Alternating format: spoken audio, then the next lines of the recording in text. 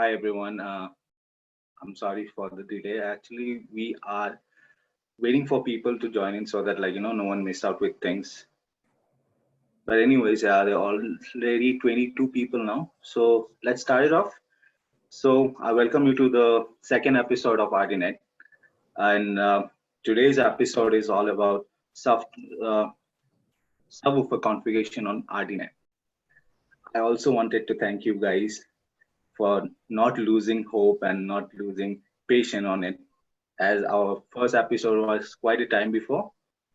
So, what we have planned for the day is we are going to give you a little brief about the uh, previous episode that we have done, and then we continue on today's topic. So, without wasting more time, let me introduce you to Ganesh again. Ganesh, Hello everyone. hello, welcome back. If AV is good, please give us a thumbs up. I think, yeah, it's good. Good, okay. People are joining in. Now I'll share my screen with you guys.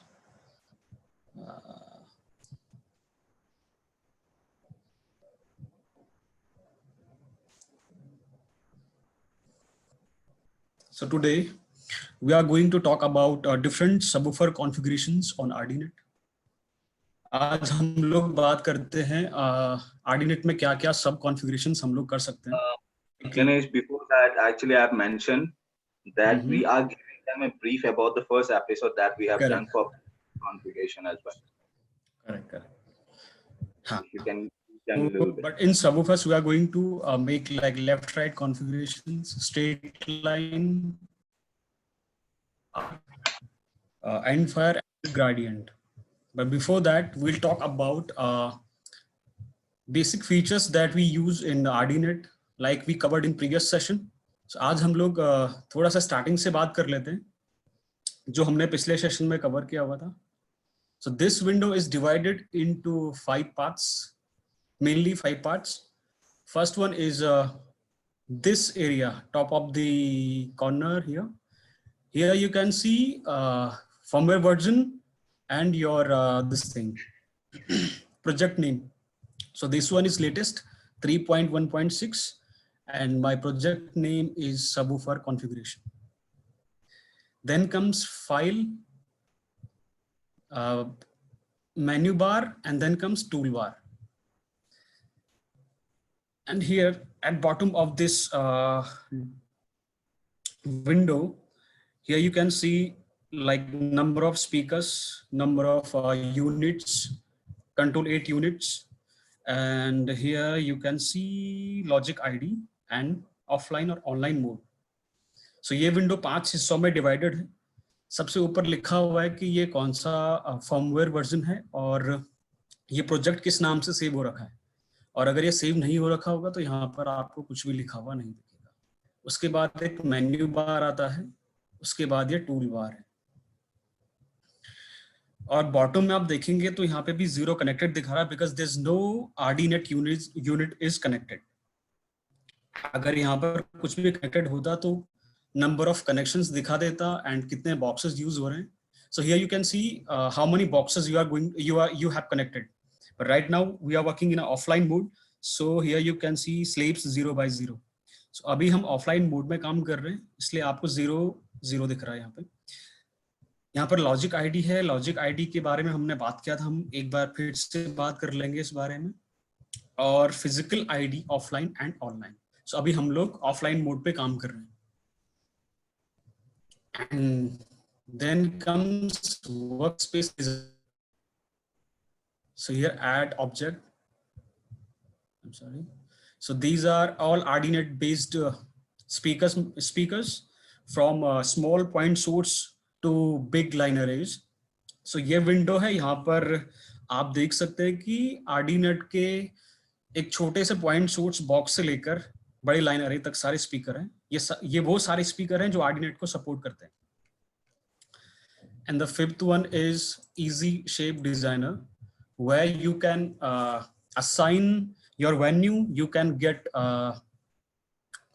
splay angles, and everything that is related to rigging. So ये window है easy shape designer. यहाँ से आपको rigging angles और venue का measurement यहाँ पे करना होगा. सो यहाँ पे आपको करेक्ट वेन्यू ऐड करके एंगल्स निकालने होंगे एज पर आरसीएफ. और यहाँ पर सेफ्टी फैक्टर है, so you can use this one. हम इसके बारे में बाद में बात करते हैं.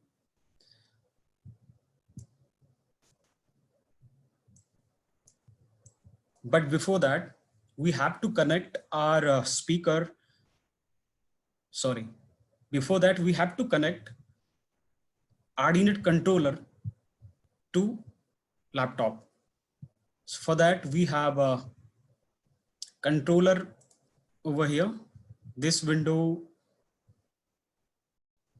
I'm just putting my video off so that you can get this thing.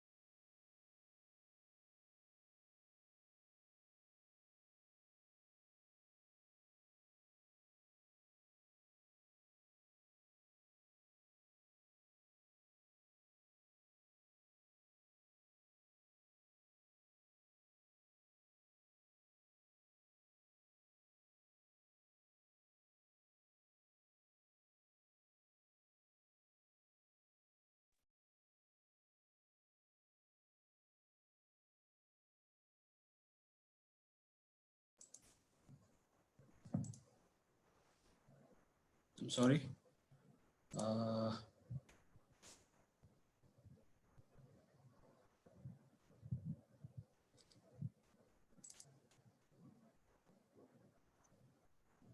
We are really sorry. There were some technical difficulties. Sorry. Yeah. So Mike, I'm sorry. Mike, can you see my my screen? Yeah, I can see your screen now. Okay. Yeah, there's some technical difficulties. We can continue actually. So here you can see controllers window. Here you can find controller 8 or controller 2. But before that, Ganesh, I think you haven't shared your screen. We can't that's see what I'm asking. the.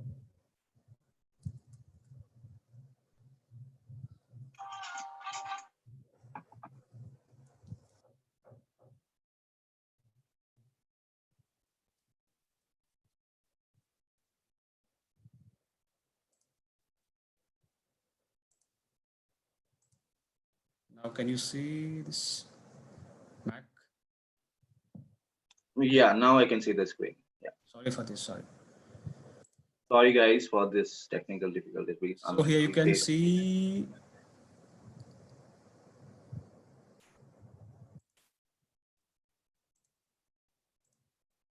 controllers window. So now right now there's a 0. So there's no physical unit connected. So अभी इस window पे जाकर हमने देखा कि यहाँ पे 0 है बिकॉज अभी कोई भी RDNet फिजिकल यूनिट कनेक्टेड नहीं है. यहाँ पर IP एड्रेस से हम अगर हम कैट केबल के थ्रू कनेक्ट कर रहे हैं लैपटॉप टू आर्डिनेट, सो हमको यहाँ पर आईपी एड्रेस चेंज करना होगा। बट जो नया वर्जन है आर्डिनेट का 3.1, वहां पर आपको ये जरूरत नहीं पड़ता है। अगर आप डायरेक्टली करेंगे तो ऑप्टेन आईपी पे ले लेगा, ऑटोमेटिक ले लेगा। सो इन 3.1 you do not need to change IP address. Right now it's working on a IP, optane IP. So अभी कोई भी यूनिट connected नहीं है, so I'll put it off. Now we will add line arrays, but before that, select. So here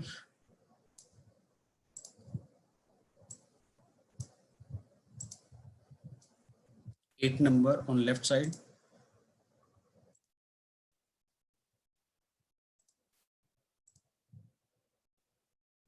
number on right side. So यहाँ पर तीन चीजें हैं, number of boxes, controllers unit.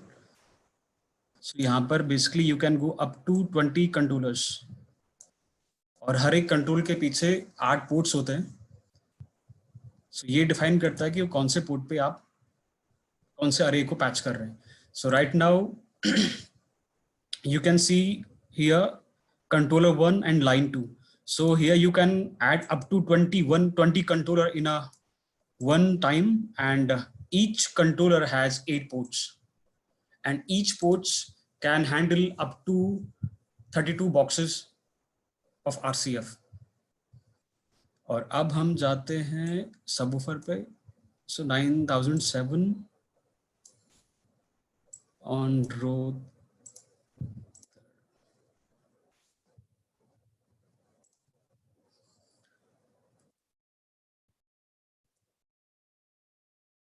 so यहाँ पर आई थिंक हमने लास्ट टाइम भी share किया था इसको।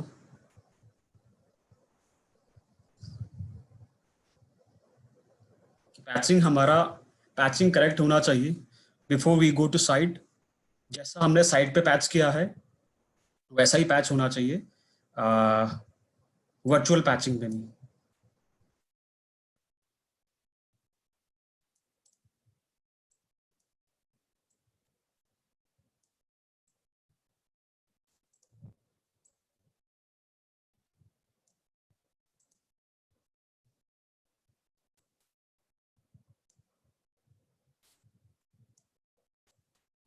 इसके लिए बेस्ट आइडिया है कि ड्रैग एंड ड्रॉप आप ओवरलैप कर लीजिए, it will take its position automatically. आपने यहाँ पे ड्रैग एंड ड्रॉप किया, sorry,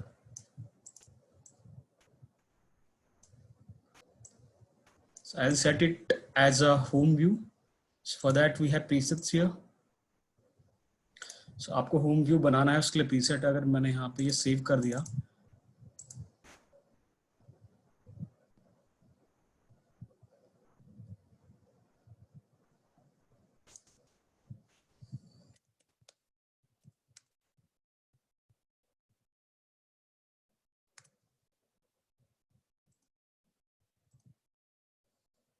let's make one more for subwoofers. So मुझे subs का देखना है suppose, so you can make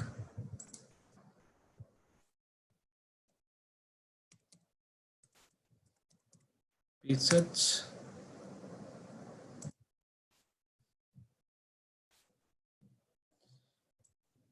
From here you can jump to the position where you have assigned. यहाँ से आप different positions पे के लिए presets बना सकते हैं।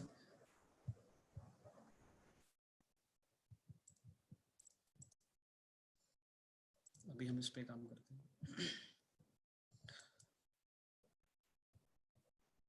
So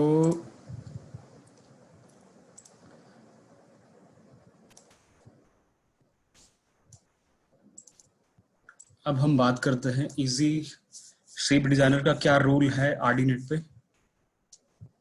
so when you name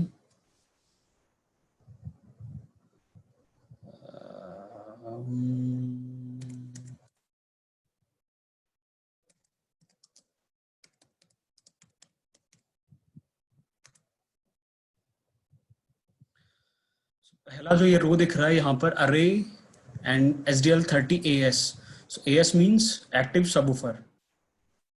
अगर हम लोग सबवूफर को हैंग कर रहे हैं तो हम यहाँ पे number of speakers, number of subs add कर सकते हैं. So maximum you can go up to 4 subs. So this window is basically for hanging subwoofers. So you can hang up to 4 subs. Then comes line array models. So अभी हमारे पास है SDL30. We are using 8 SDL30 per side. अब हमने create कर लिया. सो create करने से हमारे पास अरे अवेलेबल हो गया. Now we have to change venue. So measurement आपने वेन्यू का ले लिया होगा. Before we go to show we have to take all the measurements before setup. So this is starting row और first audience area, first audience row. I think this is around 3 metre या 5 metre. Sorry, listeners height यहाँ पे miss कर दिया था मैंने.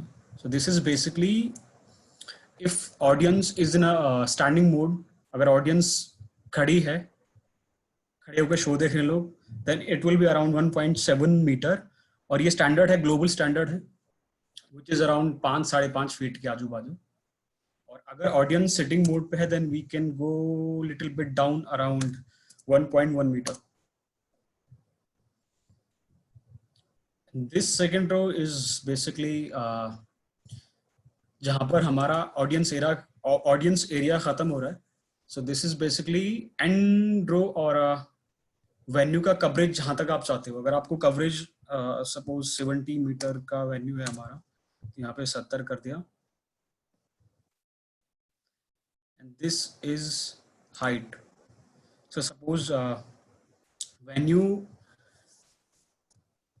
Diagonal है, अगर वो ऑडिटोरियम है या फिर इंडोर वेन्यू है जहाँ पर रियर एरिया थोड़ा सा इंक्लाइन है, तो यहाँ से हम उसको ऐड कर सकते हैं. तो आप यहाँ पे देखेंगे थोड़ा सा ऊपर हो गया.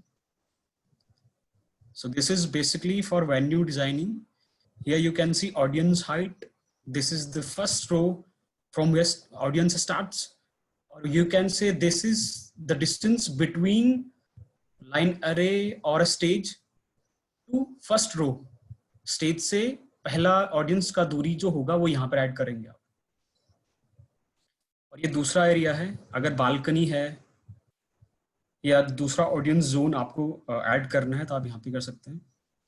Then comes temperature and humidity. Make sure आप करेक्ट टेम्परेचर और ह्यूमिडिटी डाल रहे हैं. अगर ये गलत रहेगा तो सारे प्रीसेट आपके उल्टे हो जाएंगे. So let's say अगर विंड 30 to 50, so मोटा मोटी हम टेम्परेचर और ह्यूमिडिटी ऐड कर देते. हमारा वेन्यू तैयार हो गया है. अब हम जाते हैं रिगिंग की ओर.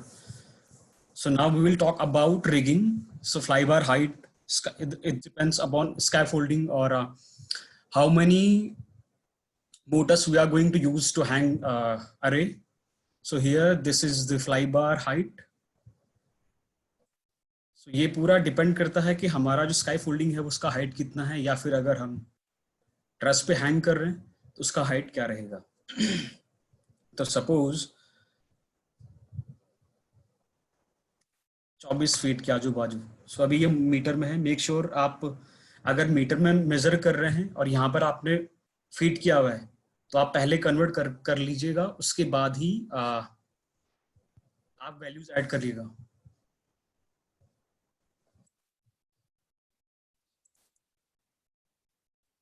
Pickup point 1 if you are using 1. तो ये बेसिकली है कि हम कितना चेन पुली यूज कर रहे हैं हैंग करने के लिए.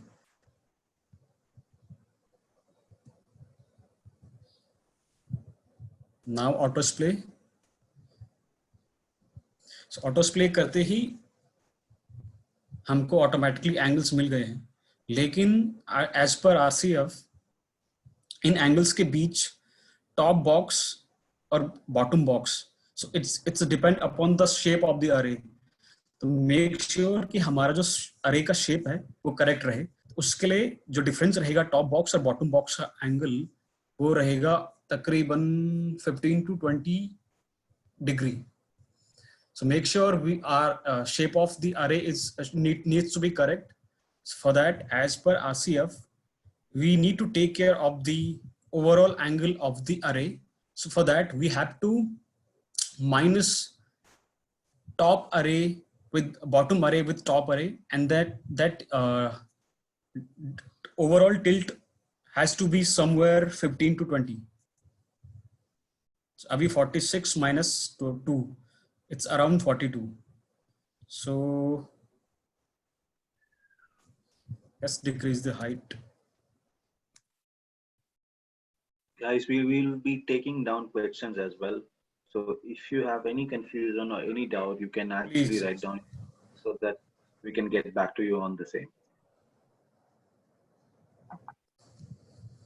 So now you can see I decreased the height from 8 meter to 7 meter. Now I'm getting 34, 35 minus 1, around 34. So मैंने height को थोड़ा सा कम किया. अभी मुझे दिख रहा है यहाँ पे 35 minus 1, 34 के आजू बाजू. So अभी मैं क्या कर रहा हूँ, सेंटर फिल यूज हो रहे हैं हमारे फ्रंट फिल्स पे. तो हमारा जो स्टार्टिंग पिकअप पॉइंट होगा, इसको थोड़ा सा आगे बढ़ाते हैं. अपडेट. अब आप देखेंगे 28 minus 1, 27. पहले से बहुत बेहतर हो गया, because earlier it was 46 minus 2.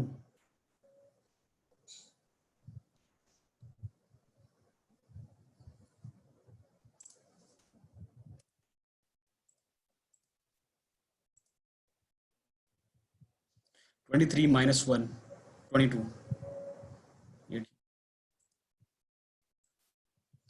अब इस विंडो को क्लोज कर रहा हूँ. So ये विंडो सेव रहेगा. This window will be saved with my project. So for that, when you click on Shape Designer, go to the view, and here you can see. So here you can see 2 venues, but as I labeled it venue for subs, so this is the one we are working on. So ये बहुत से लोगों को confusion रहता है कि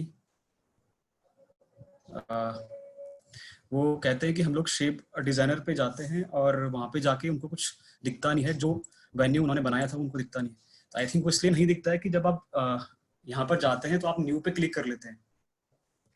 so new पे click नहीं करना होता है, आपको व्यू पे जाना होता है.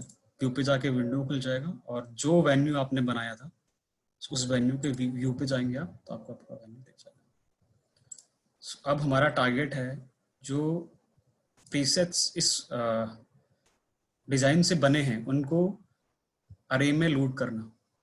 सो अब यहाँ पे लोड कर लेंगे हम लोग. उसके लिए select all speakers, left and right both, right click, assign to अरे, कीप जोन 1.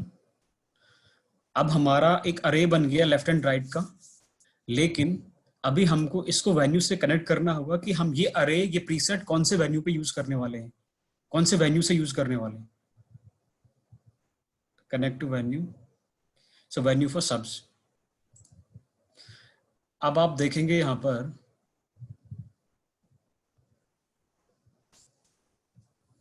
ये ग्रीन हो गया है. सो ग्रीन मीन्स ये हमारे लाइन अरे से कनेक्टेड हो गया है. सो जो शेप डिजाइनर था वो अभी जो वर्चुअल SDL30 का जो लेफ्ट एंड राइट क्लस्टर है उससे कनेक्टेड हो चुका है. सो डिनोट करता है ग्रीन से. So what I did is select all speakers, right click, assign to array, then select all speakers, connect to venue, and once you connect it with venue, now you can upload all the presets. So अभी हमको यहाँ पर apply preset. अब आप देखेंगे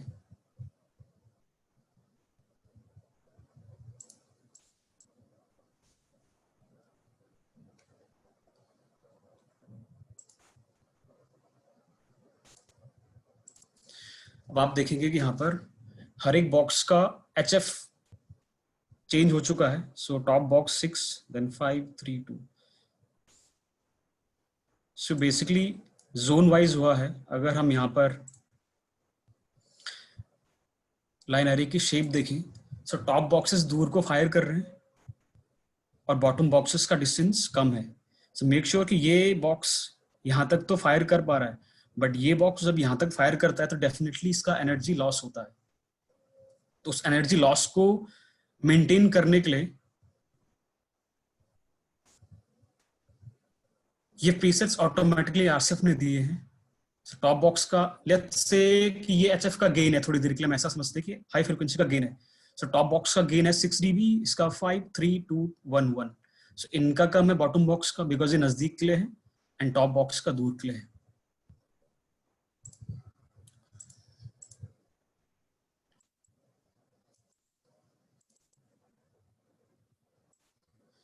सो मैं आपको एक स्लाइड से भी मैक मेरा स्लाइड दिख रहा है आपको? हाँ, we can see yours.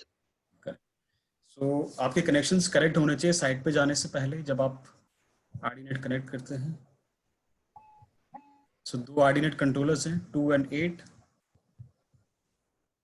यहाँ पर ऐसे आप ऑफलाइन पैचिंग करते हैं डेजी चेन से।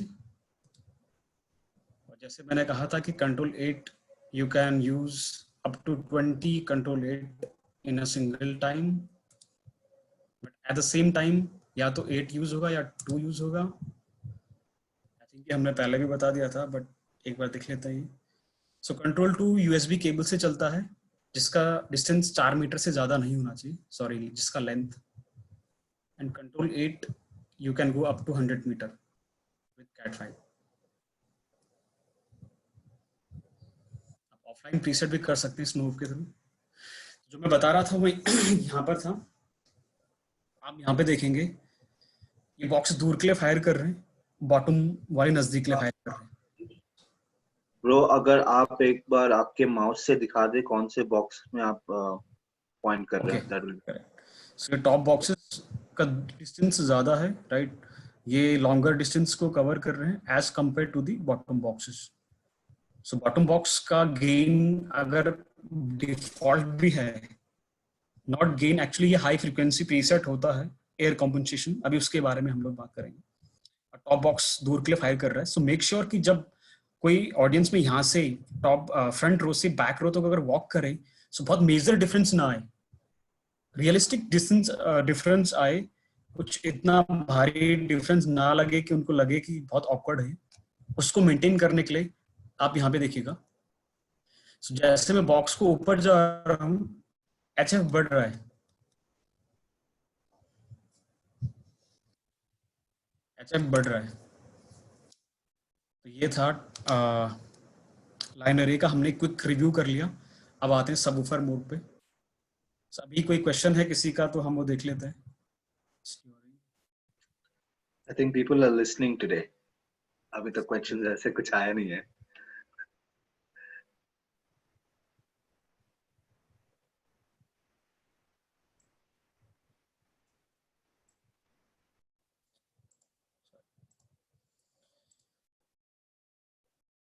तो सबवूफर में लेफ्ट राइट, स्ट्रेट अरे, कर्व्ड अरे, एंड फायर एंड ग्रेडिएंट।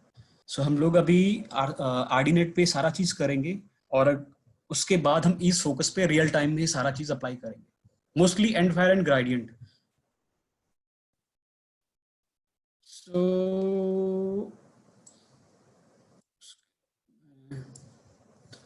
मैं टॉप्स को हटा देता हूँ अभी के लिए।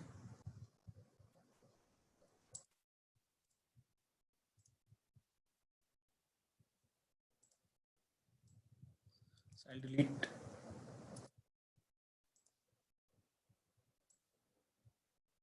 my line arrays। अभी हम लोग बात करते हैं सबवूफर पे।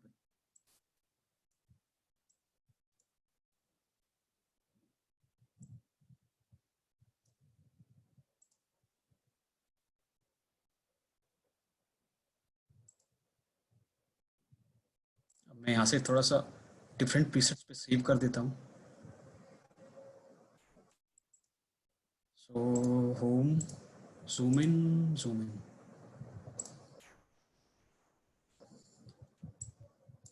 So left right subwoofer configuration के लिए आपको सिंपल पैच करना होता है 1 by 1 डेजी चेन, और स्ट्रेट लाइन के लिए भी वैसा ही करना होता है। बट होता क्या स्ट्रेट लाइन में और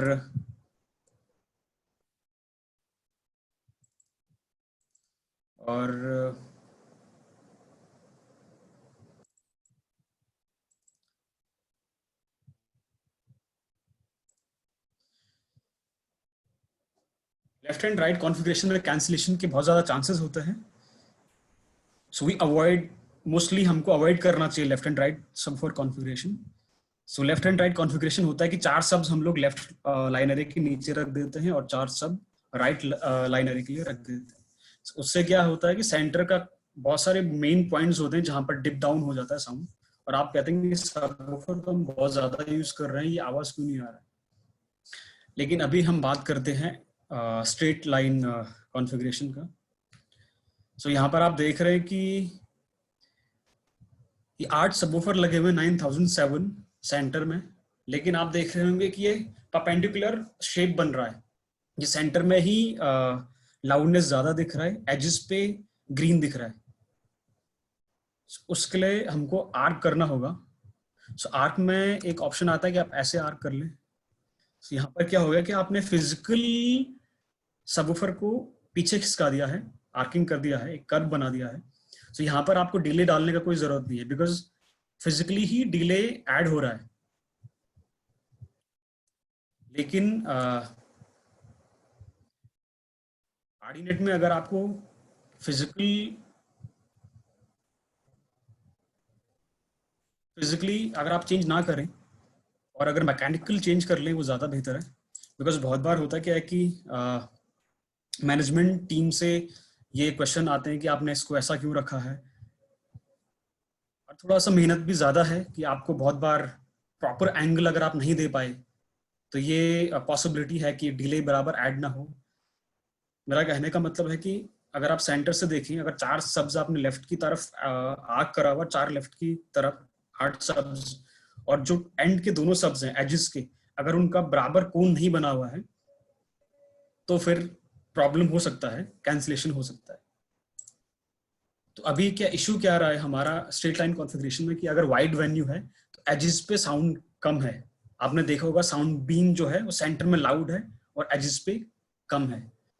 उसके लिए सेलेक्ट ऑल सब्स,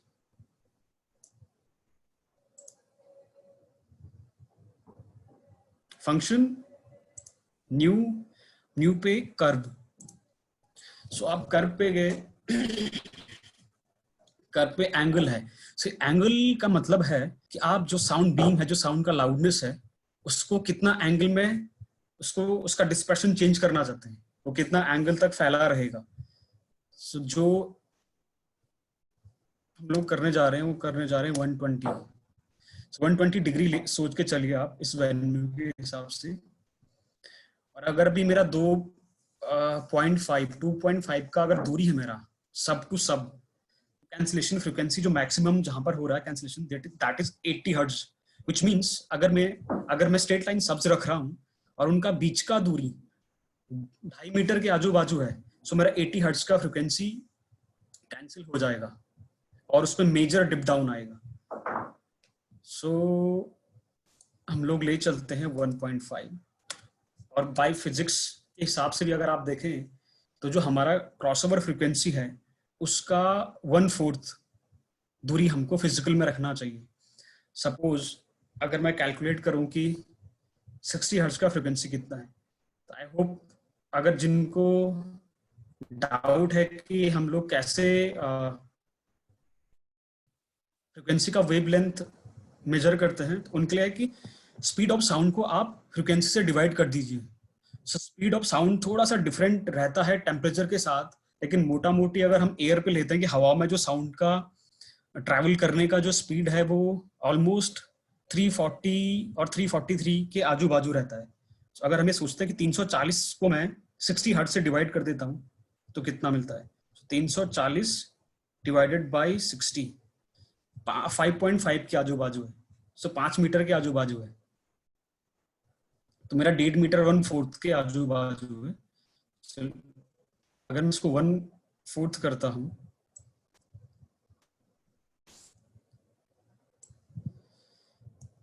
तो आप देख रहे होंगे कि यहाँ पर ये येलो, थोड़ा सा व्यू अच्छा कर देता हूँ मैं प्रीसेट पे जाके।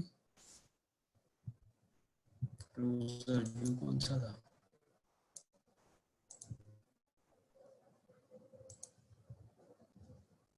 आप पेन से ड्रैग करके यहाँ पे ला सकते हैं। तो ये येलो डिनोट करता है कि हमने कुछ चेंजेस तो किया है स्पीकर पे, बट अभी सेंड नहीं हुआ है। बट राइट नाउ हम अभी ऑफलाइन मोड पे काम कर रहे हैं, तो ये सेंड नहीं होगा। तो आप देखें, मैं समरी में जाता हूँ। समरी में सारे स्पीकर्स आपको एक साथ दिख जाएंगे।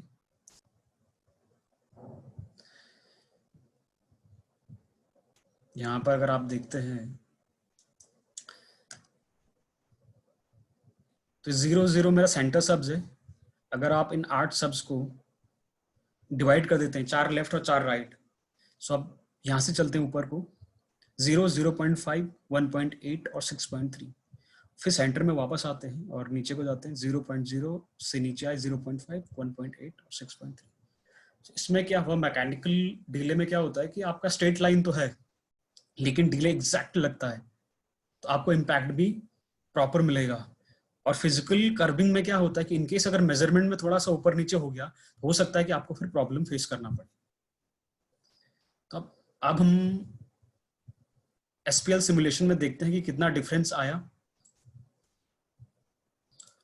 अब मैं आपको,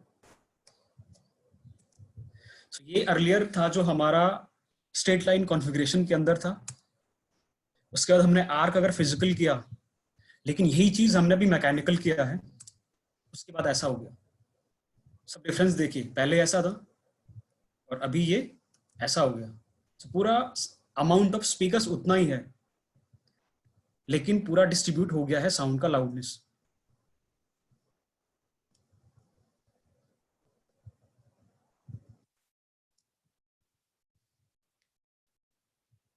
और जब भी हम सबवूफर कॉन्फ़िगरेशन चेंज करते हैं तो ऑटोमेटिकली मास्टर ग्रुप बन जाता है यहाँ पे, जिससे आप व्यू कर सकते हैं।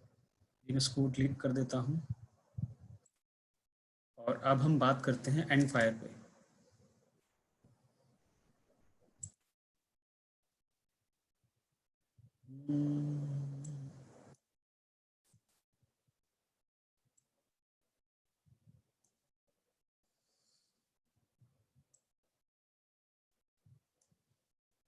गाइस, एंड फायर में थोड़ा सा यहाँ पे हमको चीज का ध्यान देना होगा।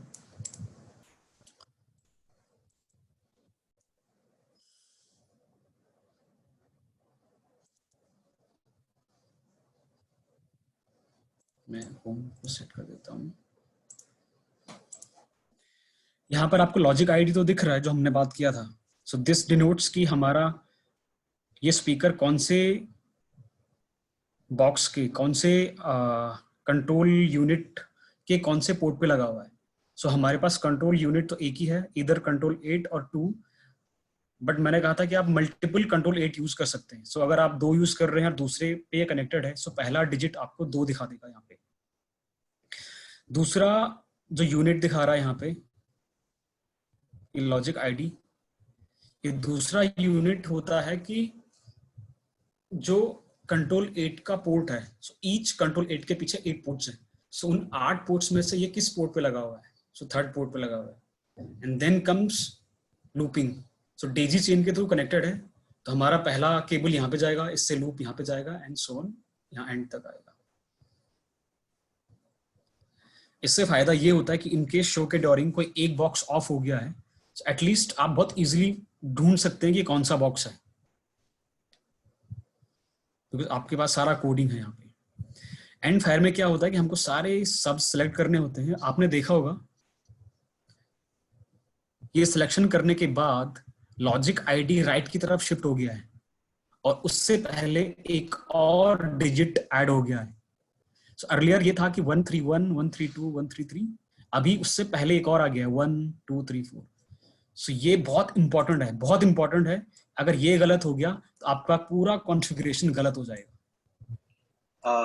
Ganesh, bro, अगर ये गलत हाँ हो गया, how can we go and check if it's correct or हाँ, if मैं it's उसी wrong? उसी हाँ उसी पे आ रहा हूँ। Right?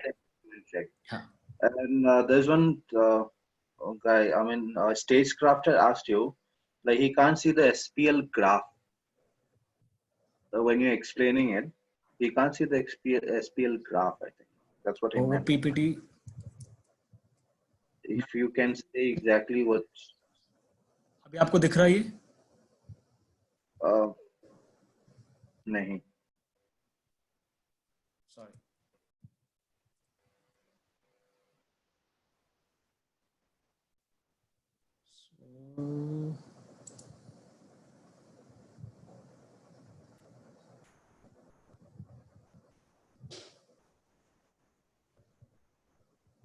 जस्ट अ सेकंड, मैं वो शेयर कर देता हूँ।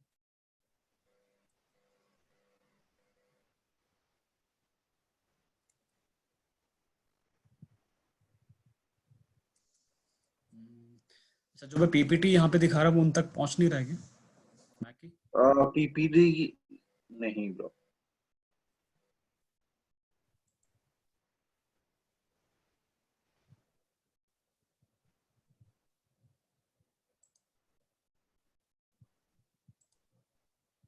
Can you see this thing? Now we can see a different screen. Yeah. Can you see subwoofer works and all? But before, ये हमें दिखाई नहीं दिया था इससे पहले. I'm sorry। अच्छा, और इसलिए मैंने पूछा था कि ये शो हो रहा है कि नहीं हो रहा है। कोई बात नहीं, हम एक बार फिर से आ जाता है।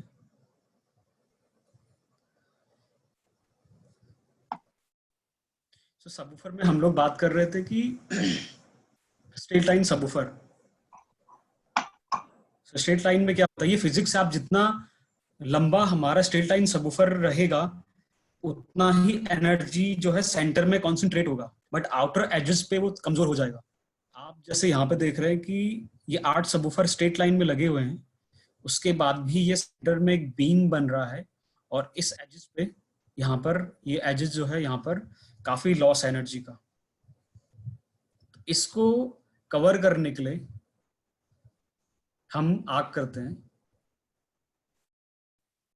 आर्क करने के 2 तरीके हैं। आर्किंग का एक एनालॉग कह सकते हैं, थिंक एनालॉग, कि आपने फिजिकली उसको डिले दे दिया, बट फिजिकली में बहुत सारी चीजें होती हैं। बहुत बार मैनेजमेंट टीम कोई अच्छा नहीं लगता है और पॉसिबिलिटी है कि अगर बराबर कोण नहीं है दोनों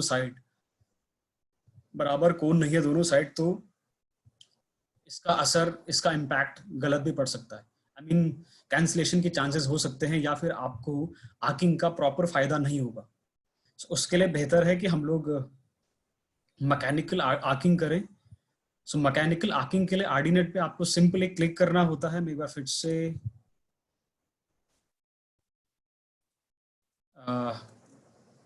यहाँ पे आता हूँ। ये मैक आपको शो हो रहा है मेरा आर्डिनेट? नहीं.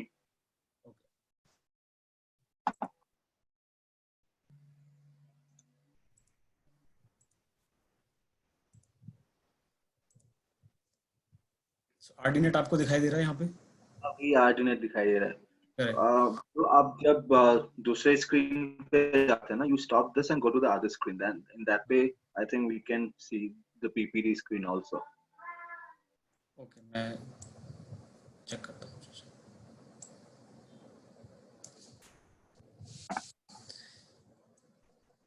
अब हमको यहाँ से आर्किंग करना है स्ट्रेट लाइन में। सो फिजिकली हमारे बॉक्सेस ऐसे ही रहेंगे जैसे यहाँ पे दिख रहे हैं, बट हम मैकेनिकल डिले ऐड कर देंगे। so, उसके लिए फंक्शन राइट क्लिक किया हमने, function new curve. New curve पे जाके आपको ये डिसाइड करना होता है कि जो साउंड का जो बीम आपको नैरो दिख रहा था सेंटर में, उसको कितना स्प्रेड करना है। तो इसके लिए बेहतर है कि आप प्रेडिक्शन सॉफ्टवेयर यूज कर रहे हैं, जैसे मैं भी ईज फोकस में आपको दिखा रहा था। और अगर वो नहीं है तो आप किसी मेजरमेंट टूल का यूज कर सकते हैं, स्मार्ट का यूज कर सकते हैं। अभी मैंने जैसे बताया था कि 2.5 अभी यहाँ पर डिस्टेंस है। अगर मेरा सबवूफर के बीच में स्ट्रेट लाइन तो है, लेकिन सब टू सब का दूरी कितना होना चाहिए? सब ये अगर 2.5 मीटर का डिस्टेंस रहेगा सब टू सब, 80 हर्ट्ज का जो मैक्स फ्रीक्वेंसी है, यहाँ पे कैंसिलेशन होने का चांसेस है, तो यहाँ पे डिप डाउन हो जाएगा। और फिजिक्स के अकॉर्डिंग देखें तो जो हमारा फ्रीक्वेंसी का वेवलेंथ है उसका क्वार्टर डिस्टेंस हमको मेंटेन करना होता है। मेरा कहने का मतलब है कि सपोज हमारा क्रॉसओवर 60 हर्ट्ज पे है, तो 60 हर्ट्ज का फ्रीक्वेंसी 5-5.5 मीटर का होता है, तो 5.5 मीटर का अगर 4-5.5 मीटर का क्वार्टर आता है 1.5 के आजू बाजू। अगर हमने यहाँ से 1.5 किया, उसके बाद जो सिमुलेशन आया वैसा था। अभी नंबर ऑफ स्पीकर्स हमारा उतना ही है, 8 ही स्पीकर्स है, 8 ही स्पीकर्स है, लेकिन जो डिस्पर्शन था साउंड का, जो साउंड का एनर्जी था वो भी स्प्रेड हो गया है, वो पूरा कोने कोने तक जा चुका है। अर्लियर वो सेंटर में ही लाउड था और बाकी बाहर में कम था।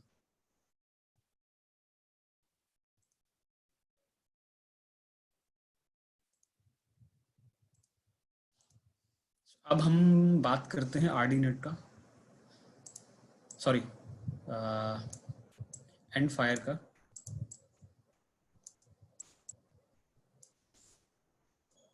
सो जब भी हम एक सबवूफर के लिए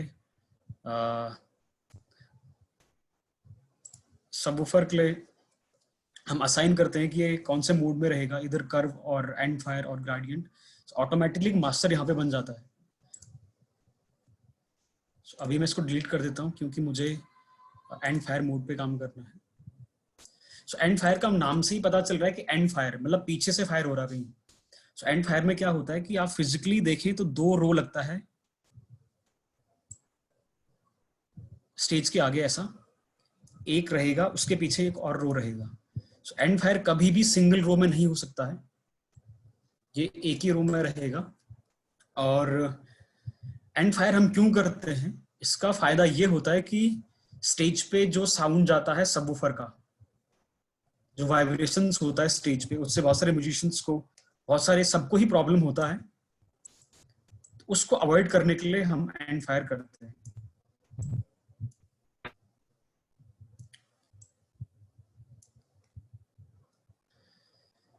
एंड फायर कभी भी सिंगल रो में नहीं होगा, हमेशा आपको 2 रो ऐड करनी होंगी फिजिकल यूनिट, और 2 से ज्यादा भी कर सकते हैं, लेकिन मिनिमम 2 रो आपको यूज करना होगा। यहाँ पर आप देखेंगे आपको लॉजिक आईडी दिख रहा है पर हर एक बॉक्स पे 131 132, मैंने एक्सप्लेन कर दिया था अभी। बट जैसे आप सबवूफर को सिलेक्ट करते हैं, यहाँ पर एक और आईडी जनरेट होता है ऑटोमेटिकली। अभी ये 2 1 4 3 5 6 7 8, लेकिन अभी जो मेरा ये आईडी होना चाहिए, ये कैसा होना चाहिए, ये बॉक्स पे 1 आना चाहिए, इस पे 2, इस पे 3, इस पे 4, इस पे 5 6 7 8। तो उसके लिए मुझे सिलेक्शन वैसा करना होगा, लेकिन इसका एक इजी तरीका और है। बहुत बार साइट पे हम लोग होते हैं और इतना टाइम नहीं होता कि हम इसको 10 बार ऐसा करके देखें कि अभी ये करेक्ट हुआ कि नहीं हुआ। इसका इजी सोल्यूशन है कि हम उसको फिजिकल पोजीशन ऐसा कर दें कि जब मैं सारा का सारा बॉक्स सेलेक्ट करूं तो ऑटोमेटिकली वो उस सीक्वेंस में हो जाए। सो मैंने क्या किया अभी,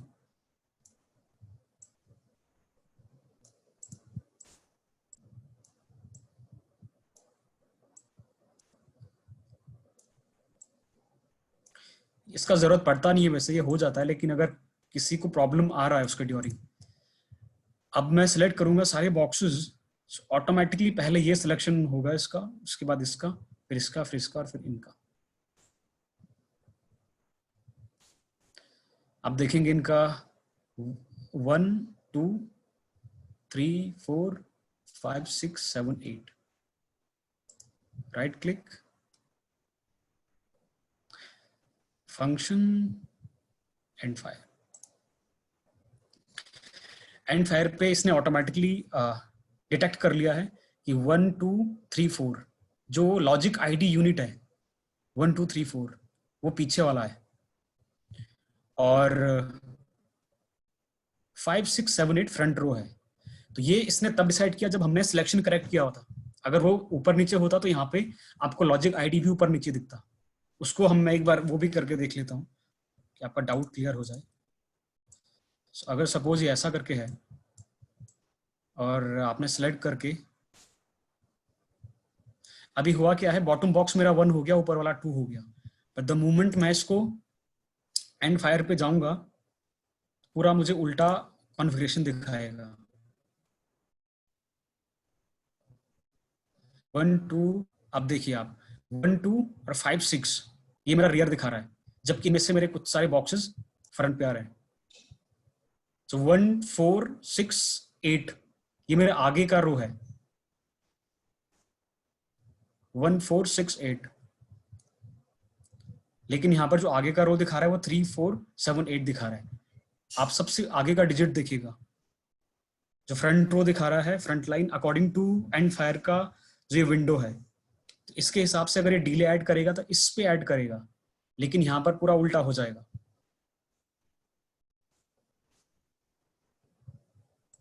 उसके लिए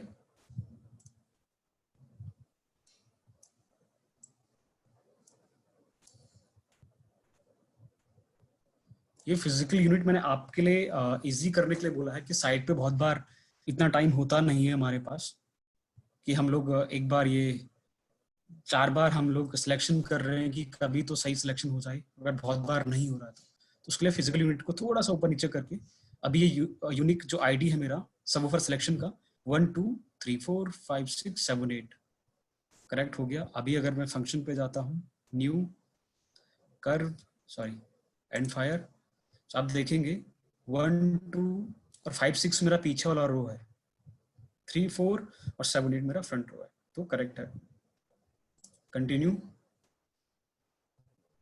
नंबर ऑफ रोज 2, अगेन वही पूछ रहे हैं यहाँ पर कि डिस्टेंस कितना है, तो डिस्टेंस 1.5 और ये distance grill to grill distance होगा। मेरा मतलब है कि जो पहला रो है उसके पीछे जो 2 रो है, अगर आप ग्रिल टू ग्रिल दूरी देखेंगे तो 1.5 मीटर होगा, और साथ में जो साइड्स में भी लगे हुए हैं साइड का दूरी भी उतना ही होगा। सो अगर आप इसको स्क्वायर की तरफ से देखते हैं तो चारों तरफ से बराबर डिस्टेंस रहना चाहिए 1.5। सो 1.5 डालते ही आप देखेंगे कि समरी में जाते हैं एक बार,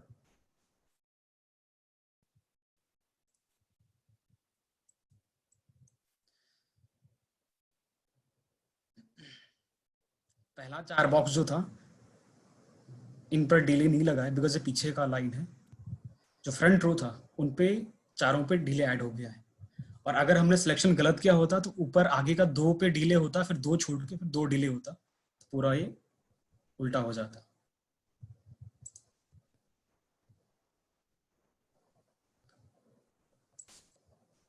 सॉरी, समरी। अब हम आते हैं फंक्शन पे, एंड फायर।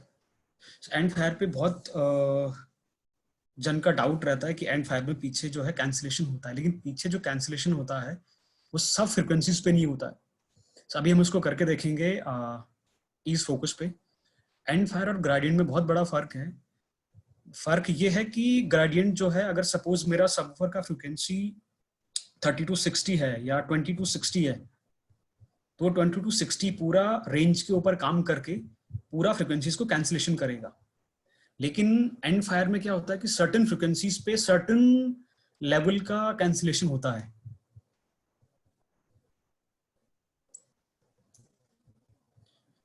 और आर्डिनेट में बहुत इजी है कि आपको अगर एंड फायर आपने कर लिया है और आपको ग्रेडियंट करना है तो आप इसको क्लिक कर दीजिए, ग्रेडियंट हो जाएगा।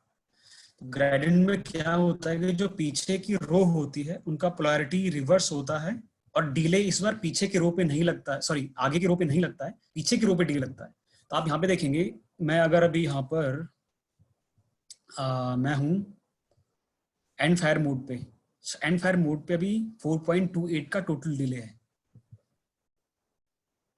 द मोमेंट मैं इसको ग्रेडियंट करता हूँ ये 4.28 रहेगा, बट ऊपर का डिले इसका डबल हो जाएगा, So उसके हिसाब से देखा जाए तो ये 0 है और ये 4.28 है, बट फेज आप देखेंगे तो इनका फेज 180 डिग्री रिवर्स हो जाएगा।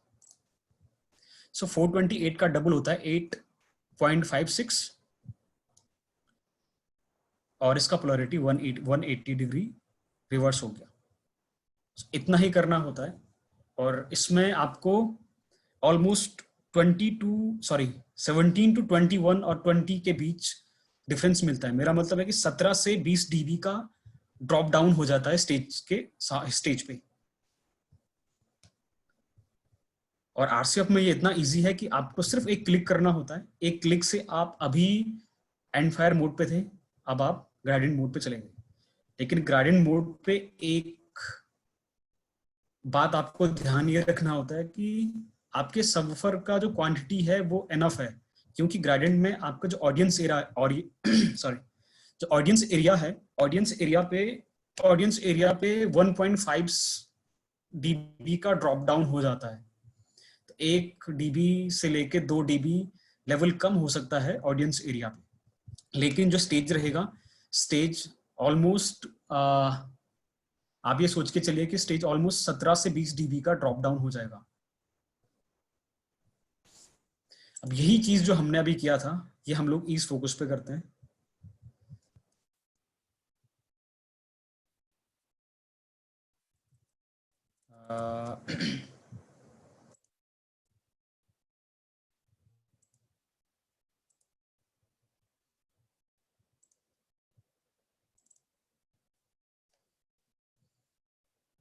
मैं आपको दिख रहा है ईज फोकस का विंडो?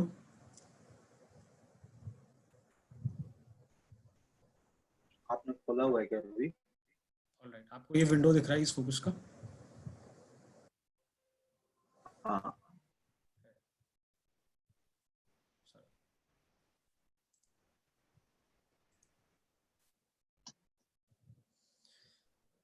यहाँ पर मैंने जो सब्स लिए हैं, थोड़ा सा व्यू बढ़ा देता हूँ मैं।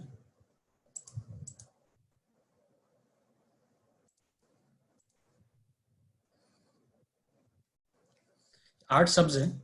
सो मेरा कहने का मतलब था कि जो पहला सब्ज है, फ्रंट लाइन और बैक लाइन, इनके बीच दूरी है। फोकस नहीं खोला है, सॉरी, इस फोकस अभी तक खुला नहीं है। आपको नहीं दिख रहा अभी तक? I think you need to turn off your RDNet, then turn on ease focus. That I think that way it will work. Meanwhile, there is a question from Stagecraft. Ganesh. हाँ। So there is a question from Stagecraft. He's asked, Guardian mode doesn't require physical reverse of subs. I think the question will be, does Guardian mode doesn't require physical reverse to the sub? No, हम जो बात कर रहे थे, हम बात कर रहे थे एंड फायर और ग्रेडियंट का। वो बात कर रहे हैं ख्याल से कार्डियोइड पैटर्न का। कार्डियोइड पैटर्न में क्या होता है कि Okay. पर हर एक 3 सब्स के क्लस्टर पे एक सब्स को आप उल्टा स्टेज की तरफ फेस करके कार्डियोइड ऑन कर देते हैं। बट उसमें क्या होता है कि उसमें वो सबवूफर जहां पे फायर कर रहा है, जिस एरिया पे, वो उसी एरिया का लेवल कैंसिल करता है। विच मीन्स अगर आपके स्टेज के आगे अगर 8 सब्स रखे हुए हैं, तो 8 सब्स में से आप 3 में से एक ही कर सकते हैं। So, 8 में से आप 2 सब्स को कर सकते हैं, 8 के क्लस्टर में 2 सब्स को। So, 2 सब्स से मुझे नहीं लगता कि आपको उतना अच्छा अचीव मिल पाएगा, आप उतना अच्छा अचीव कर पाएंगे जितना आप ग्रेडियंट में कर सकते हैं। वो मैं आपको यहाँ पे दिखाता हूँ। आपको मेरा So physical, does it require physical reverse pattern? If you are using cardioid pattern, then you have to reverse physically. एक सब्स को उल्टा रखना पड़ेगा अगर आप कार्डियोइड कर रहे हैं, लेकिन एंड फायर और ग्रेडियंट में आपको उल्टा करने का जरूरत नहीं है, सबवूफर नॉर्मली रहेगा। Okay. I hope that answers your question, Stagecraft. I mean, if you're okay, I mean, if you understand the question, please reply us back. Yeah, now we can see his focus, Ganesh. So here we have 8 unit of 9007. सो यहाँ पर front row और back रो के बीच का जो grill to grill distance है that is 1.5 metre, which is quarter to wavelength of 60 hertz. But again जो ये दूरी है सब टू सब का दूरी है, ये भी 1.5 मीटर ही होना चाहिए. So, अभी मैंने कोई डिले अप्लाई नहीं किया है, कुछ भी अप्लाई नहीं किया है. हम सिमुलेशन ऑन करते हैं और साउंड का मैपिंग देखते हैं, स्पीएल मैपिंग. सो अभी ये स्पीएल मैपिंग है. अगर आप सोचें कि जहां पर ये एरो है ये आपका ऑडियंस एरिया है और इसके रियर पैनल पे ये आपका स्टेज है जहां पर ये कर्सर है, तो आप देखेंगे कि मुझे नहीं लगता कुछ भी लेवल डिफरेंस है. अगर ये आपको यहाँ पर आपको लेवल दिख जाएगा जहां पर अभी मेरा माउस है ऑब्जेक्ट प्रॉपर्टीज के नीचे. सो अगर मैं यहाँ पर हूँ तो आप नीचे देखिए कि 136.4 dB और just back to the subwoofer 142 which is too loud. तो एक बार हम यूज करते हैं ग्रेडियंट. मैं एसपीएल मैपिंग ऑफ कर रहा हूँ. ये चीज मैं फोटो से दिखा सकता था, लेकिन सोचा कि एक बार ये लाइव करके दिखाऊं आपके सामने. Definitely, it will help more than if you show picture. Doubt होगा एटलीस्ट वो करेक्ट क्लियर हो जाएगा. सो जो यहाँ पर हमारा आरडीनेट पे जो डिले आया था that was around 4.28. That was 4.28. अब मुझे बैक रो पे 4.28 ये ग्रेडियंट्स कॉन्फ़िगरेशन है. मेक श्योर आप इसमें कंफ्यूज्ड ना हो जाएं, बिकॉज होता क्या है कि फ्रंट रो पे डिले तब लगता है जब हम एंड फायर कर रहे हैं और बैक रो पे तब लगता है जब ग्रेडियंट कर रहे हैं. बट जब ग्रेडियंट कर रहे हैं तब बैक रो पे डिले के साथ पोलैरिटी रिवर्स भी होता है.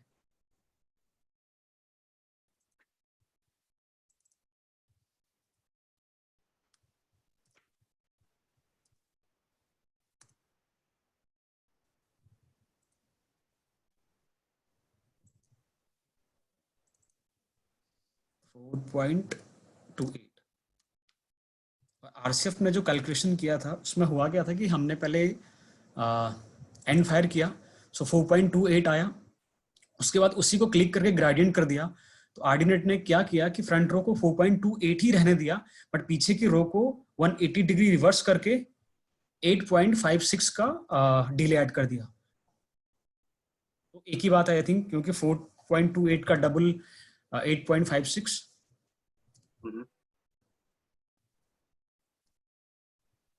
पोलैरिटी रिवर्स एक बार क्रॉस चेक कर लेते हैं सारा. Polarity reverse 4.28, polarity reverse 4.28. अब हम मैपिंग पे जाते हैं. सो अर्लियर यहाँ पर 142 dBSPL दिखा रहा था. मैपिंग ऑन करते हैं.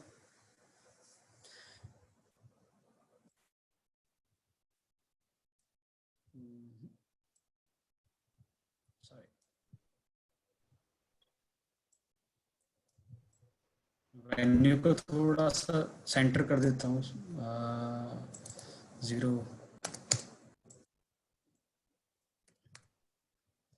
सो अब आप देखेंगे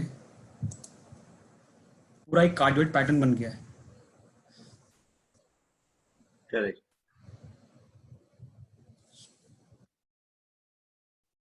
पहले पीछे स्टेज पे जो एसपीएल था वो 1.142 था, अभी 111 दिखा रहा है. और इसको कार्डियोइड कह भी सकते हैं, बट थोड़ा सा अगर ये एरिया दिख रहा है, अगर थोड़ा सा हम इसको सुपर कार्डियोइड कहें तो अब यहाँ पे देखिए 124. पहले ये 140 था, 142. तो ऑलमोस्ट 20 मोर देन 20 dB का डिफरेंस आया है. और इससे भी बेहतर आपको रिजल्ट चाहिए तो बैक रो को 1 dB अगर मैंने कम कर दिया इसका गेन, कैंसलेशन और भी ज्यादा हो जाएगा. बट इस केस में आप एनर्जी भी लूज कर रहे हैं फर्स्ट ऑडियंस एरिया का. सो मेक श्योर आप जब भी ये कॉन्फ़िगरेशन यूज कर रहे हैं नंबर ऑफ सबवूफर्स आपके पास एनफ हो.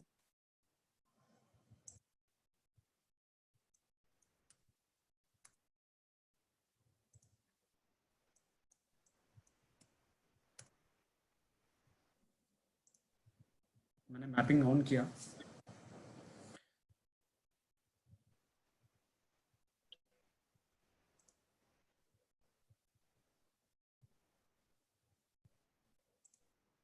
Sorry, I increased it. -1।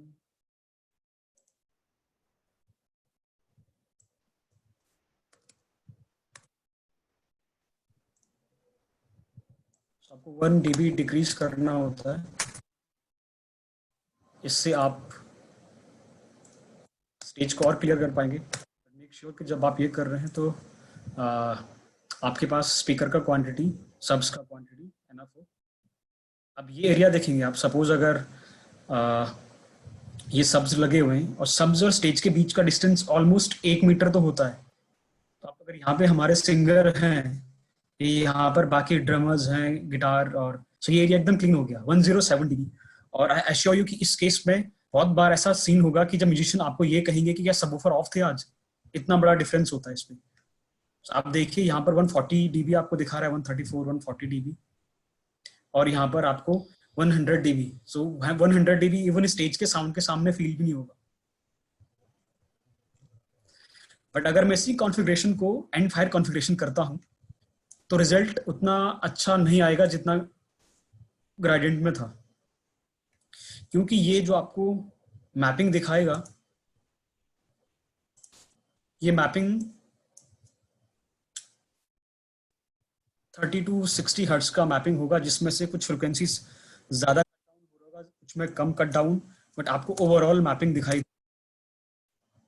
मैं डिफॉल्ट वैल्यू कर देता हूँ पहले।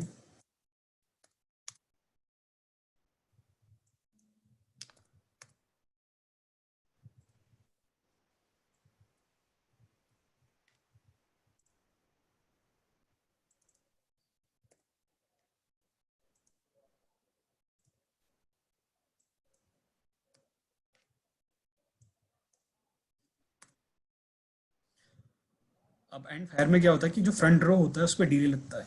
सो अब मैं इसको ऐड करूंगा, कितना 4.26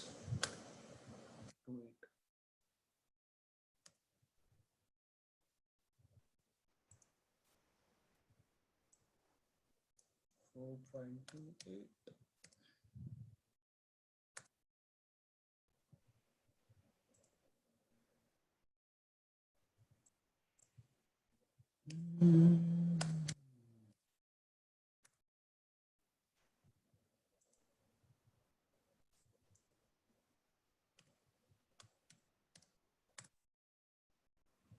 अब अगर हम इसका मैपिंग देखें,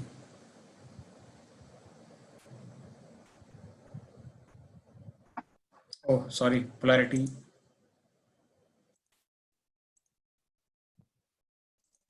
मैंने फ्लैट कर दिए सारे स्पीकर्स, सारे सब्स, और जो मेरा फ्रंट रो है, फ्रंट रो पे मैंने एंड फायर का जो मेरा सब आर्डिनेट ने जो कैलकुलेशन किया था उसके अकॉर्डिंग 4.28 का डिले आया। तो मैंने पीछे के सब्स जो पोलैरिटी रिवर्स किया था ग्रेडियंट के लिए, वो हटा दिया। बट इन आर्डिनेट ये ऑटोमेटिकली होता है, आपको सिर्फ क्लिक करना होता है और ये सारा काम ऑटोमेटिक हो जाता है। 4.28 4.28, सॉरी, ये सब्स मेरा थोड़ा सा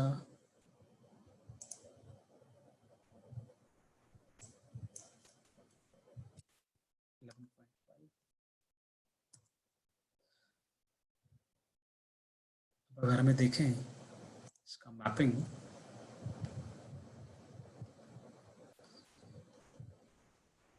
तो बहुत ज़्यादा फर्क नहीं पड़ा है। अगर मैं SPL अभी 130 है, मैं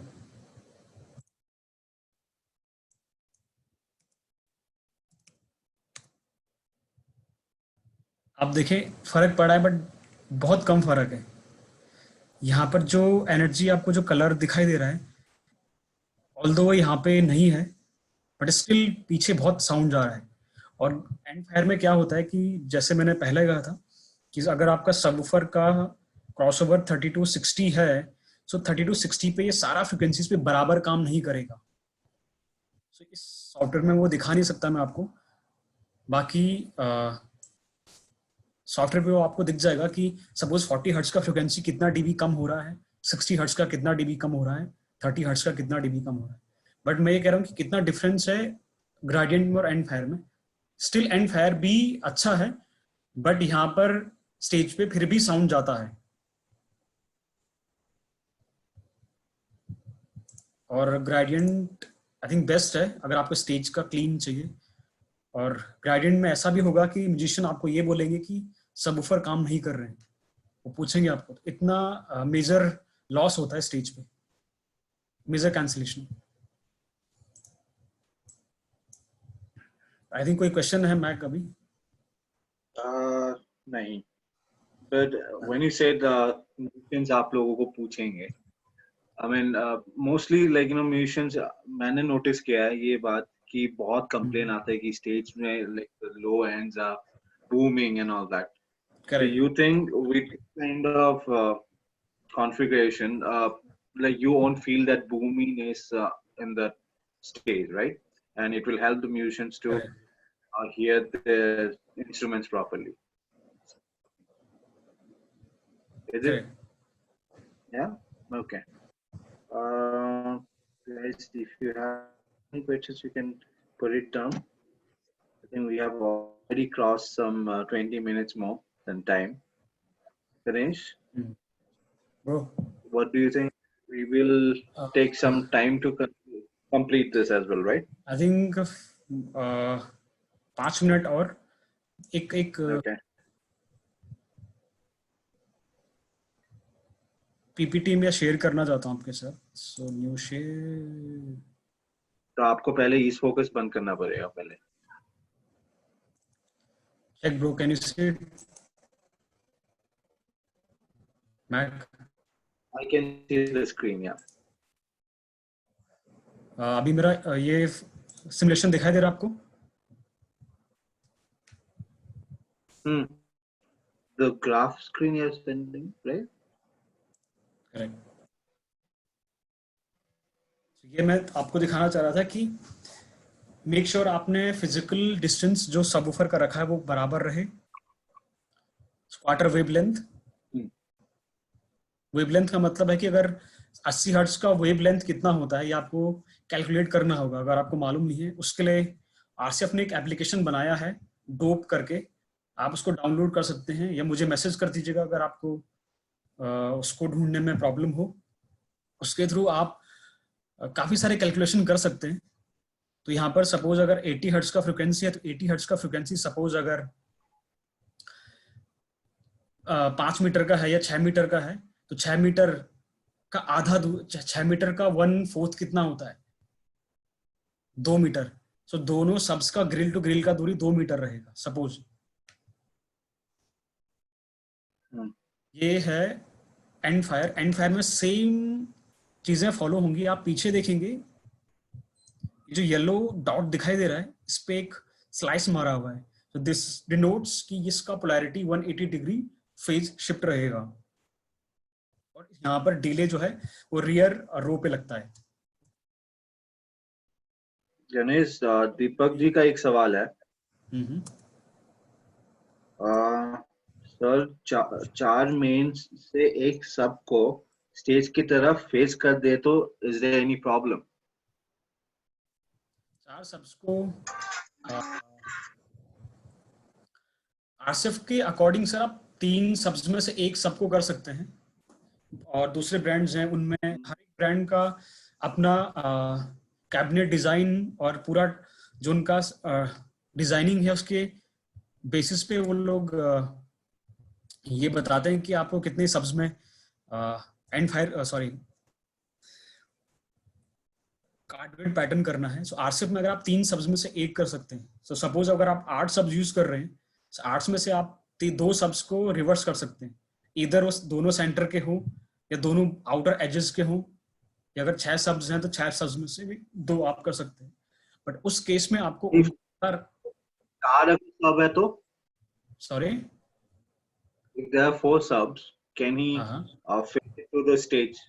That was नहीं, no, right? एज पर आरसीएफ 4 सब्स में नहीं होगा, इधर 8, बिकॉज मिनिमम जहां से स्टार्ट होता है वो 3 शब्द से होता है, 3 में से एक उल्टा हो जाएगा। जो अगर Again, रखा है, Steve has asked if we can discuss about cardio subs. Uh, I think we don't have much time for that today, but हाँ, definitely we'll 2 keep this minute in बात कर mind. लेते And हैं, yeah, 2 minute okay. हम उस पर बात कर लेते हैं। कार्डवर्ड सब में क्या होता है सर? हाँ correct. So To share your screen again.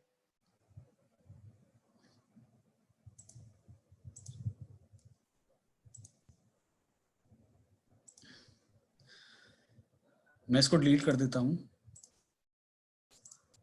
आपने एक सबको प्रॉपर्टीज पे गए आप, इंफ्रा सब। इंफ्रा का मतलब होता है कि लोअर फ्रिक्वेंसी का वो थ्रेशोल्ड जो ह्यूमन ईयर सुन नहीं पाते हैं। जैसे जो अर्थक्वेक आता है, भूकंप, भूकंप का जो फ्रिक्वेंसी मेजर किया जाता है वो फ्रिक्वेंसी होता है 0.001। So that is infra, that comes in infra range. जैसे हम लोगों का सुनने का जो 20 से स्टार्ट होता है, बट 20 को भी हम कुछ हद तक सुन नहीं पाते हैं, हम फील करते हैं। इसलिए जब भी हम इंफ्रा सब्स कर रहे हो, इंफ्रा सब्स में मेक श्योर कि हमारे पास नंबर ऑफ स्पीकर्स एनफ हो, because infra subs goes below 20। सो ये जाता है 6 हर्ट्ज भी जाता है, ये डिपेंड्स अपॉन सब टू सब, 6 हर्ट्ज, 5 हर्ट्ज, 10 हर्ट्ज। सो 10 हर्ट्ज से अगर किसी सबवूफर का फ्रिक्वेंसी रेंज स्टार्ट हो रहा है, वो 10 हर्ट्ज का फ्रिक्वेंसी प्रोड्यूस कर रहा है, तो उस 10 हर्ट्ज को सुनने के लिए नंबर ऑफ स्पीकर्स हमारे पास इतने होने चाहिए कि वो फ्रिक्वेंसी एड ऑन होके एटलीस्ट हम तक पहुंच पाए। तो अगर इंफ्रा सब हम यूज कर रहे हैं, मेक श्योर कि हमारे पास number of speakers, number of subs अच्छे हों।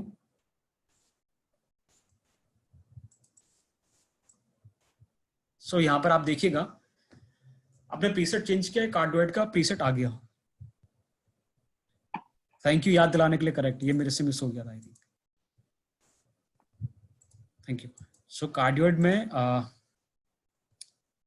अगर 20 to 50 सारे सब्स का क्रॉसओवर 20 to 50 है, तो 20 to 50 के लिए कार्डियोइड पैटर्न यहाँ पर ये है। अगर आप 30 to 60 कर रहे हैं, उसके लिए कार्डियोइड पैटर्न ये है। So you have 2 cardioid patterns, 30 to 60 और 20 to 50, extended low infra subs. तो आप देखेंगे बाकी 30 to 60 है, बट इंफ्रा 20 जा रहा है। सो इंफ्रा का मतलब यही होता है कि जो हमारा सुनने का कैपेसिटी है लोअर फ्रिक्वेंसीज को, उससे भी नीचे से जब कोई फ्रिक्वेंसी शुरू होती है वो इंफ्रा में काउंट होती है। तो यहाँ पर आपको प्रीसेट चेंज करना होता है सबवूफर का। सपोज आपने कार्डवेट कर दिया, कार्डवेट के साथ आप देखेंगे कि यहाँ पर आइकन भी चेंज हो गया होगा। सो ये सी बन के आ गया यहाँ पे, ये स्पीकर कार्डवेट है और इसका यूनिक आईडी है 4.35। यानी आपका जो कंट्रोल 8 और 2 जो भी है, उसमें से तीसरे नंबर पोर्ट पे जो आपने कैट 5 लगाया है, उसके बाद जो कैट 5 तीसरे नंबर का लूप होके यहाँ से आ रहा है, ये 5वां नंबर लूप है आपका, करेक्ट। और ये यूनिट फिजिकली उल्टा लगा होना चाहिए, बट मेक श्योर उसके लिए मिनिमम 3 सब्स होनी चाहिए। 3 सब्स का ग्रुप पे आप कार्डवेट कर सकते हैं। और अगर उसमें सपोज आपके पास 4 सब्स हैं, 4 सब्स में आप एक चीज और कर सकते हैं। सपोज आपके पास 4 सब्स हैं, मैं इनको डिलीट कर देता हूँ अभी के लिए। So, ये एक बेसिक फिजिक्स है कि अगर आपके पास 4 सब्स हैं और आपको कार्डवेट करना है, सो कार्डवेट का मेन पर्पस हमारा यही है कि स्टेज में कैसे कैंसिलेशन करें। इसके लिए आप एक सब्स को उल्टा रख दीजिए, एक को सुल्टा रख दीजिए, एक को उल्टा एक को सुल्टा। सो एक फ्रंट फेसिंग रहेगा ऑडियंस, एक स्टेज फेसिंग, फिर एक ऑडियंस फेसिंग और फिर स्टेज।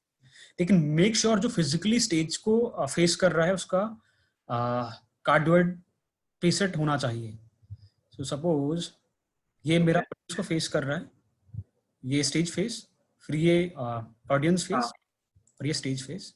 सो मैं इसको कार्डवेट प्रीसेट में ऐड कर दूंगा। So this is simple physics.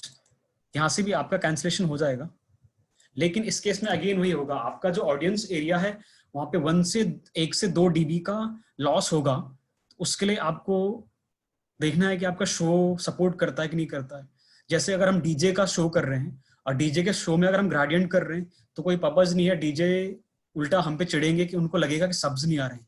उसमें बेहतर है कि हम स्ट्रेट लाइन सबवूफर का कॉन्फ़िगरेशन यूज करें, जिससे कि हमारा जो ऑडियंस को जो सब्स आ रहा है वही सब्स स्टेज पे भी जाए और डीजे को लगे कि हम सब्स बहुत लाउड है. So you mean to say like for different stage there should be a different kind of configuration as well. Like It for a basically DJ show configuration, right? Basically what I'm saying is it depends upon the application. If your application is DJ, so make sure you are doing straight line or arc, but never apply gradient configuration, because if you are doing gradient configuration and you are cancellation 17 to 20 dB on stage, then DJ might get upset. उसको लगेगा कि stage पे तो subs आ ही रहा, which means subs तो of किया हुआ है. So make sure कि, और if you are doing classical shows then you can use gradient configuration, because वहां पर हमारा क्लासिकल में स्ट्रिंग्स बेस्ड ज्यादा रहता है, सितार, वीणा, सरोद. उन शोज के लिए अगर वहां पे ढोलक और वैसा कुछ है जहां से लोज है तो एटलीस्ट आप वहां पर ग्रेडियंट यूज कर सकते हैं, क्योंकि हमारा सब स्टेज पे कैंसिल हो जाएगा और हमारा स्टेज क्लीन रहेगा. So, ये डिपेंड करता है कि हमारा एप्लीकेशन कौन सा है. So choose wisely. I think enough for today.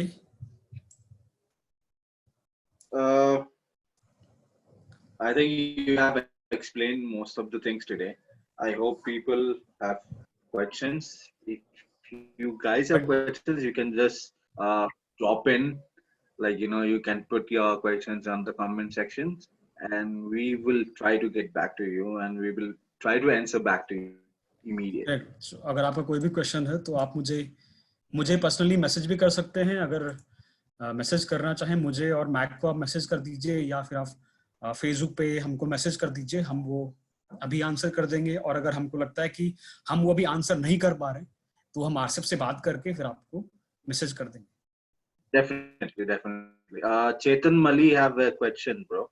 He is asking 3 sub में से एक sub को कार्डियो करते हैं, ये 2 को okay. Chetan Mali, you can ask your questions a little bit. Please, I'm not able to understand it. Okay, it says 3 sub में से एक sub को कार्डियो करते हैं या 2 sub को. That's his question. अगर आप 3 सब्स हैं आपके पास तो 3 में से एक सब कार्डियोड होगा. So you do 2. Not 2 subs, 1 subs. Okay. लेकिन मैंने एक और सिंपल आपको यहाँ पर एक सिंपल फिजिक्स के तरीके से बताया है कि इन केस सपोज आप एक ऐसा ब्रांड यूज कर रहे हैं जहां पर आपके पास अभी ब्रांड पहुंचा है आपके पास और आपको अवेयर नहीं है आप कि इसमें कार्डियोड पैटर्न कैसे होता है. सो उसके लिए सिंपल, और आप ऐसा सेंसिटिव शो कर रहे हैं जहां पर आपको लगता है कि स्टेज क्लीन होना ही चाहिए. सो उस पर आप क्या कर सकते हैं कि एक को ऑडियंस पे फेस कर दीजिए, एक को स्टेज पे फेस कर दीजिए. ऑडियंस फेस, स्टेज फेस, और जो सबवूफर आपका स्टेज को फेस कर रहा है उन सब्स पे आप कार्डियोड प्रीसेट ऐड कर दीजिए in any subwoofer. But RCF में आपको एक इजी ये मिल जाता है कि it's just a matter of a click. एक क्लिक के और आपको वो प्रीसेट मिल गया. सो आपको एम्प ऑनलाइन लेने का जरूरत नहीं है और बहुत सारी चीजों पे आप बच जाते हो, बहुत सारी चीजों से. बट मेक श्योर कि वही जब भी आप सब्स कर रहे हैं सब टू सब का डिस्टेंस क्रॉसओवर फ्रीक्वेंसी का क्वार्टर लेंथ होना चाहिए. Okay. Anything else Mac? कोई क्वेश्चन आया क्या? नहीं अभी. Stagecrafter, if you have 3 subs, center sub required to be cardioid. I think he See, basically, putting his point.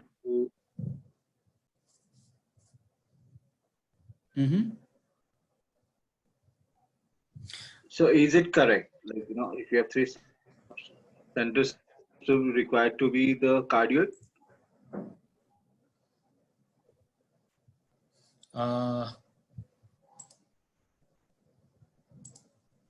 आपको मेरा ईस्ट फोकस दिखाई दे रहा है मैक? हाँ, ठीक है, मैं यहाँ प्रिंट कर देता हूँ। कार्डियोइड का सब होगा ये बेसिकली डिपेंड करता है कि आपको किस एरिया पे कैंसलेशन करना है। ओके। सपोज मेरे पास 4 सब्स हैं और सी कार्डियोइड में क्या होता है कि इधर आप इस एरिया के, जहां पर आप मेरा माउस ये कर्सर देख रहे हैं, इधर आप इस एरिया को कैंसिल करेंगे या इस एरिया को कैंसिल करेंगे या इस एरिया को कैंसिल करेंगे। सो बेसिकली जहां पर आप कार्डियोइड पैटर्न कर रहे हैं उसका कवरेज जहां पर था वहीं पर कैंसिल होगा। सो सपोज अगर मैं इसको कार्डियोइड कर देता हूँ,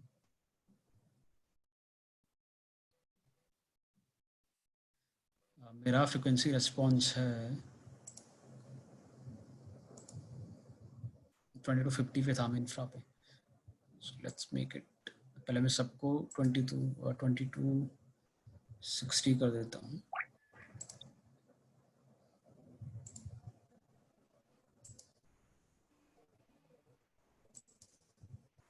सो मैंने चारों सब्स का रेस्पॉन्स क्रॉसओवर 2260 कर दिया है। अब मैं अगर आप रेस्पॉन्स देखें तो भी ऐसा है, राइट? और अगर मैं ये सब्स को एंड सब्स को अगर मैं कार्डियोइड करता हूँ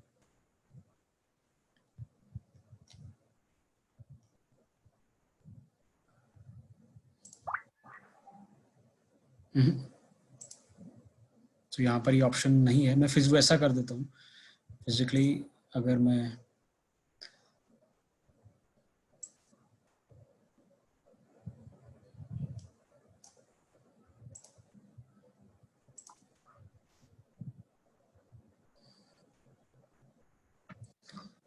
आप देखेंगे अभी मैंने कोई डिले ऐड नहीं किया, कोई कार्डियोइड का प्रीसेट ऐड नहीं किया, जो प्रीसेट था वही किया। बट आपको बीम में एक चेंज दिख रहा होगा, ये एरिया कैंसिलेशन स्टार्ट हो गया यहाँ पे। तो जो बीम यहाँ पे था अर्लियर वही बीम यहाँ पे भी था, अगर आप कलर कोडिंग से इसको सेंस करते हैं।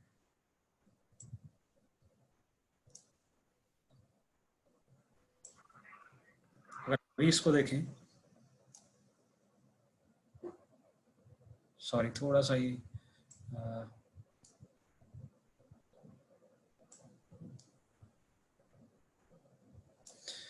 अगर आप ये बीम देखें, साउंड बीम सो इक्वल है, थोड़ा सा परपेंडिकुलर है, बट ये फिजिक्स। सो अगर आप जितना बड़ा अरे रहेगा, सपोज अगर स्ट्रेट लाइन भी है और 15 सब्स या 16 सब्स लगे हुए, तो सेंटर हमेशा ये एनर्जी का एक ऐसा पॉइंट रहेगा जहां पे सबसे ज्यादा एनर्जी रहेगा, इसीलिए हमने कर्व किया था। सो अभी यहाँ पे भी उतना ही एनर्जी है, और अगर मैंने इसको रिवर्स किया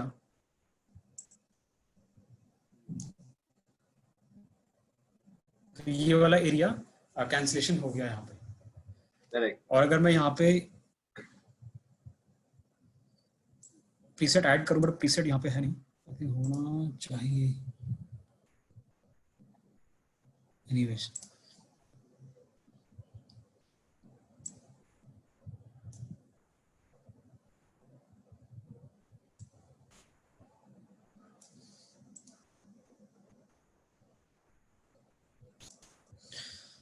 ये है।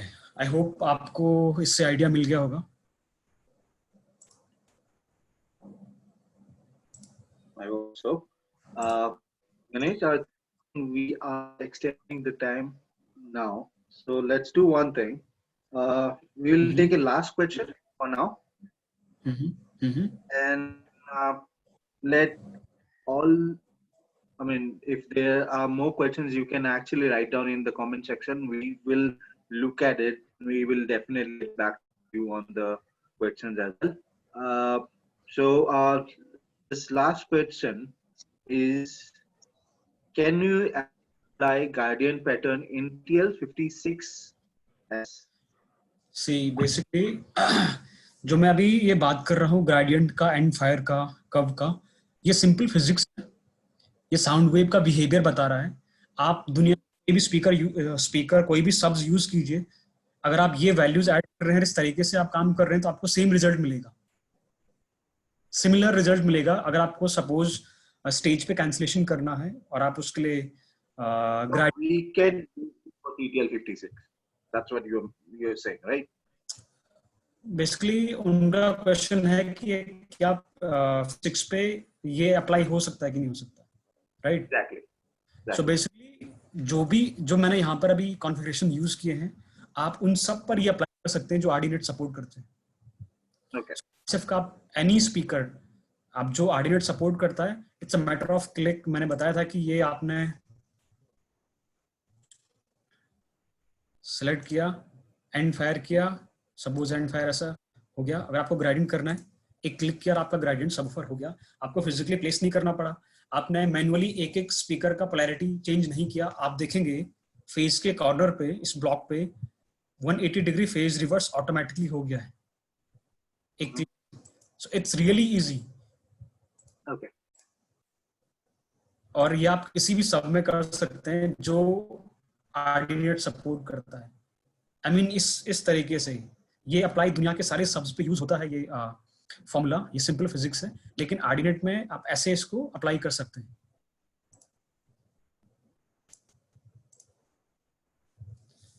Any other question? So there are no more questions now. Anyways, let's cut it short now. And thank you, Ganesh, for joining in and explaining about propagation and all. We will definitely do another session as soon as possible. Meanwhile, for all the people who have joined in today, thank you so much for joining in. And if you have any inputs for us so that we can improve in our webinars and like we can take the topic down for the next webinar, please mention that in our comment section. That will be really good and that will be really helpful for us. Thank you so much. Thank you for joining in. Thank you so much, everyone. Thank you.